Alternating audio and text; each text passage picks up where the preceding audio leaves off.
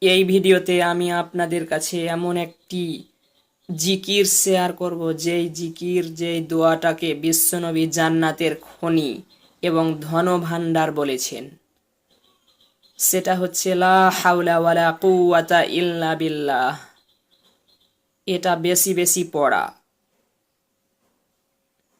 এটা যে ব্যক্তি বেশি বেশি পড়বে, সে যদি জান্নাতে যেতে পারে, তাহলে আল্লাহ তাআলা জান্নাতের ভিতরে তাকে ধন সম্পদ, হীরা মণিমুক্তা দ্বারা ভরিয়ে দিবে। আমরা তো সবাই চাই দুনিয়াতে ধন সম্পদ, হীরা মণিমুক্তা পেতে। তাহলে চিরস্থায়ী জান্নাতে যদি যেতে পারি, তাহলে এই আমল করে থাকলে আল্লাহ তাআলা আমাকে আপনাকে অনেক ধন সম্পদ, হীরা মণিমুক্তা, স্বর্ণ এগুলো দিবেন।